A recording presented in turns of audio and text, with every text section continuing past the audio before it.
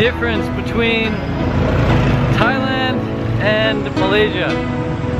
Well, I can't speak for all of Thailand and I can't speak for all of Malaysia, but I'll say the difference between Kuala Lumpur, Malaysia, and Chiang Mai and Phuket, Thailand.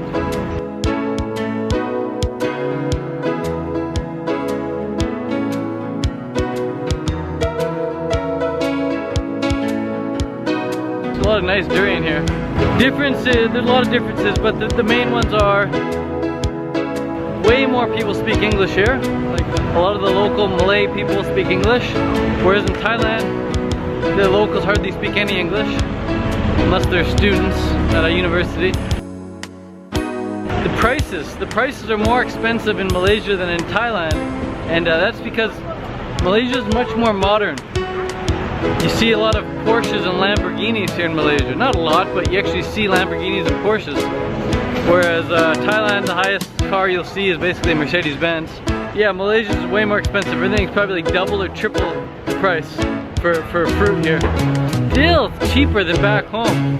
Still cheaper than back home in America, Canada. The difference between the durians here and in Chiang Mai, Thailand is the durians here, there's way more variety. They got D24, D99, D101s, and they got Musang King durian, whereas in Thailand they only got basically one type of durian.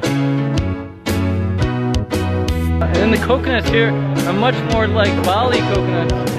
They're not very sweet, but they're so much bigger and they got way more water in them, and the meat is a lot thinner. And hello, the meat is a lot thinner here, whereas in Thailand the water is much sweeter water, but the meat is also a bit thicker in Thailand. So thinner meat and less sweet water, but still good, very refreshing. I think higher in sodium here. As far as religion goes, 60% of the people in Malaysia are Muslims. So unlike in Thailand where you can run around without your shirt on, here you have to have your shirt on at all times because they give you really dirty looks if you don't have your shirt on. So typically in Thailand I don't wear a shirt like anywhere, but here you kind of have to if you're supposed to get some gnarly looks. And then taxis. Taxis. It's like the main source of transportation here. In the streets with the taxis in Thailand, you can get them to drop you off somewhere and say, hey, come back in 2 hours and pick me up. And they'll do that, no problem. But here, the taxis, if you want them to come back for you, they won't do it. And if you want them to wait for you, you have to pay them a deposit and they charge you the whole time they're waiting. So in Thailand, they don't charge you for the time they're waiting. You know, they can drop you off at the market and wait there for an hour and then take you back home, and they won't charge you for that.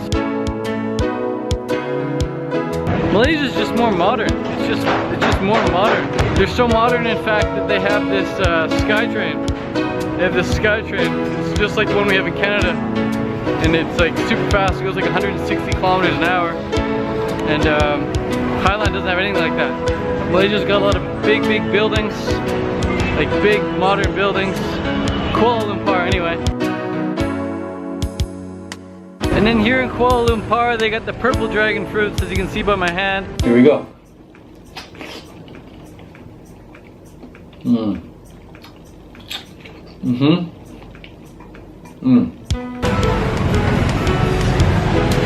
Whereas in Thailand, they have the white dragon fruits. You can get the purple ones in Thailand, it's just a bit more expensive. But anyways, guys, I'm gonna sit down and have my durian dinner now. I got my choice here. I'm gonna go for some D99s. D99s are actually at a price I can afford right now.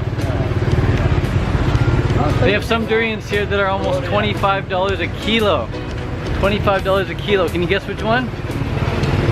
That's right, the Musang King. Apparently the best durian on the planet. So if I had the choice, which I do, of living between Malaysia and Thailand, I'd pick Thailand just because it's way more conducive to my fitness, my athletics, so I can run around without a t-shirt. and Fruitarianism. It's just way cheaper. I can get my money can go 3 times as far in Thailand. So, anyways, man, we're gonna get some durian. Durian.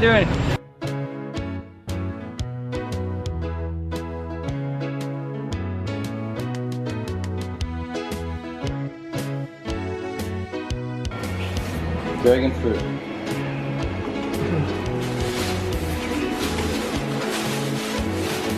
We're bringing dragon fruit. Bringing dragon fruit back to Thailand.